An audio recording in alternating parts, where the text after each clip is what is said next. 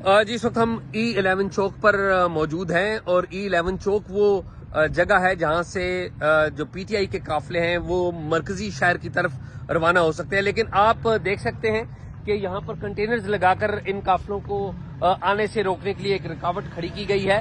اس سے آگے شارع ایران آتی ہے، ہم وہاں پر بھی جائیں گے، لیکن یہاں پر صورتحال آپ دیکھ سکتے ہیں کہ ان قافلوں کو یہاں پر روکنے کے لیے جگہ بند کی گئی ہے۔ یہ نئی ایک شاہراہ بنی ہے جو کہ مارگلا کے سامنے پہاڑوں تک جاتی ہے اور اس کے ساتھ پیرلل سنگجانی کی طرف سے رستہ جاتا ہے شاہراہ ایران کا، جو کہ ٹچ ہوتا ہے جی ٹی روڈ کے اوپر۔ تو جی ٹی روڈ سے جو بھی قافلے آئیں وہ اس رستے سے انہیں آنا ہوگا۔ لاسٹ ٹائم بھی علی امین گنڈا پور اسی رستے سے آئے تھے۔ اس وقت یہاں پر آپ میرے عقب میں دیکھیں تو پولیس کی بھاری نفری یہاں پر موجود ہے۔ یہ جو گاڑیاں کھڑی ہوئی ہیں یہ پولیس کی گاڑیاں ہیں۔ یہاں پر پولیس کے اہلکار یہاں پر ہمیں بیٹھے ہوئے نظر آ رہے ہیں، اپنی جو ڈیوٹی ہے وہ کر رہے ہیں، لیکن ابھی تک چونکہ کوئی بڑا قافلہ تو نہیں آیا۔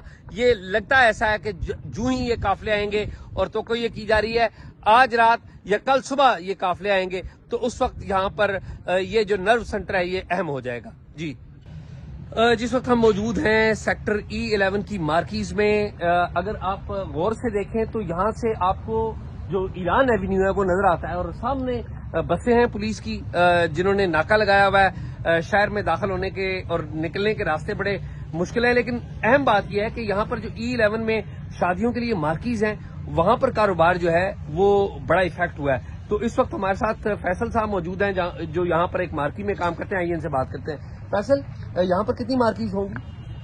جی الحمدللہ یہاں پہ کوئی 15 سے 20 مارکیز ہیں۔ اور روزانہ شادیوں کا کتنا؟ آج کل تو شادیوں کا سیزن بھی ہے، تو کتنی شادیاں روزانہ ہو رہی ہیں؟ جی آج کل ویڈنگ سیزن ہے اور اسپیشلی ویکینڈز پہ تو آلموسٹ جو ہے وہ ہاؤس فل ہوتے ہیں اور لنچ ڈنر میں ایونٹس ہوتے ہیں، تو آپ سمجھ لیں ویک میں 40-50 شادیاں ہوتی ہیں ہمارے پاس۔ 40-50 تو ابھی بھی شادیاں تھیں؟ آج 24 تاریخ ہے، شادیاں تھیں آپ کے پاس؟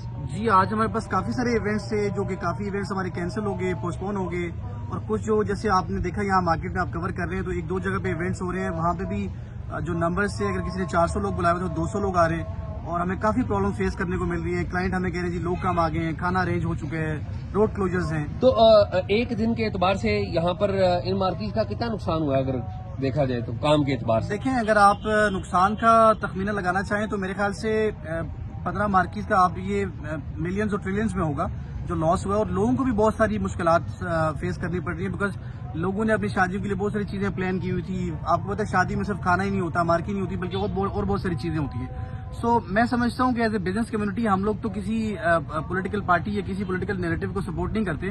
ہم لوگ یہ سمجھتے ہیں کہ ملک کے اندر افراتفری نہیں ہونی چاہیے، پینک نہیں ہونا چاہیے، ملک کے اندر جو ہے وہ لا اینڈ آرڈر کی سچویشن خراب نہیں ہونی چاہیے تاکہ لوگ اس سے متاثر نہ ہوں۔ ہم لوگ بھی متاثر ہوئے اور باقی لوگ بھی متاثر ہوئے تاکہ لوگوں کے لیے اس طرح کی چیزیں نہ ہوں، ایک افراتفری اور پینک والی سچویشن نہ ہو۔ بہت شکریہ فیصل کی گفتگو آپ نے سنی اور بڑی رائٹلی انہوں نے پوائنٹ آؤٹ کیا ہے کہ پینک کی وجہ سے حکومت بھی اقدامات کر رہی ہے اور ظاہر اپوزیشن بھی احتجاج کر رہی ہے، لیکن سب سے زیادہ متاثر کون ہو رہا ہے؟ عام آدمی، کاروبار اور کاروباری طبقہ۔